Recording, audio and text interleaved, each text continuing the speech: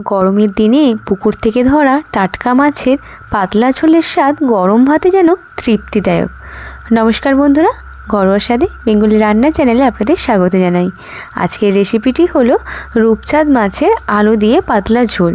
এটি পুকুর থেকেই ধরা একটা টাটকা মাছ, যেটিকে আমি ভালো করে কেটে নিয়েছি। কাটার পর লবণ হলুদ দিয়ে মাখিয়ে রেখে দিয়েছি। রেসিপিটি করার জন্য যা যা উপকরণ লেগেছে তা হলো পেঁয়াজ কুচি, আদা বাটা, টমেটো কুচি আর জিরে বাটা। তো কড়াইতে সামান্য সর্ষের তেল দিয়ে দিয়েছি। কড়াইটা একটু গরম হওয়ার পরেই কিন্তু আমি তেলটা দিয়েছি। তেলটা আরেকটু গরম হয়ে যাওয়ার পর আমি মাছগুলো দিয়ে দিচ্ছি। মাছগুলো একে একে করে ভালো করে ভেজে নিতে হবে। যেমনই আমরা মাছ ভাজি ঠিক তেমনইভাবে মাছটা ভেজে নিতে হবে। আপনারা চাইলে সাদা তেল দিয়েও কিন্তু করতে পারেন। আমি এখানে সর্ষের তেল দিয়েই করছি। এদিকে আমার মাছগুলো ভাজা হয়ে গেছে, আমি একটা প্লেটে মাছগুলো তুলে নিচ্ছি। তারপর ওই তেলেতেই আমি এখন আলুগুলো একটু ভেজে নেব।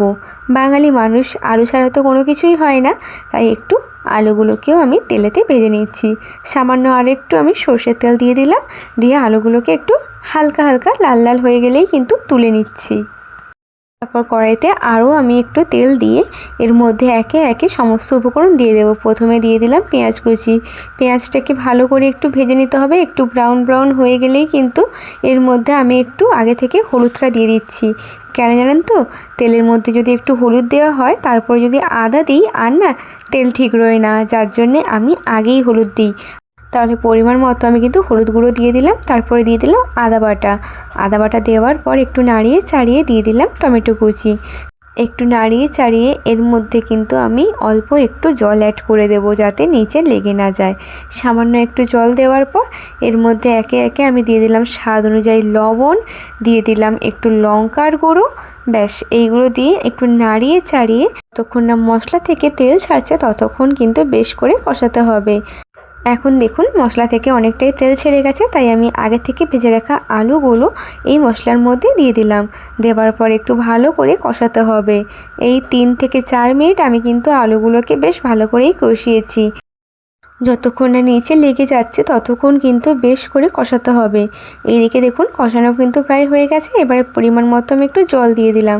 জল দিয়ে প্রায় 10 মিনিট আমি ঢাকা লাগিয়ে রেখে দিচ্ছি। 10 মিনিট পর দেখছি অনেকটাই কিন্তু জুসটা মরে গিয়েছে। এরপরে এর মধ্যে আমি দিয়ে দিলাম জিরে বাটা।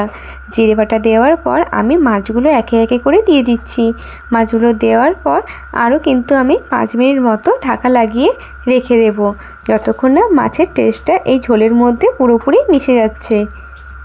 আর দেখে নিতে হবে আলু সেদ্ধ হয়েছে কি না। 5 মিনিট পর দেখছি পুরোপুরি রেডি হয়ে গেছে এই রূপচাঁদ মাছের আলু দিয়ে পাতলা ঝোল। ভালো লাগলে একটা লাইক করে যাবেন, আর রেসিপিটা কেমন লাগলো অবশ্যই কিন্তু কমেন্ট করতে ভুলবেন না। দেখা হবে নতুন একটা রেসিপি নিয়ে। সবাই সাবস্ক্রাইব করে আমার পাশে থাকবেন। ধন্যবাদ।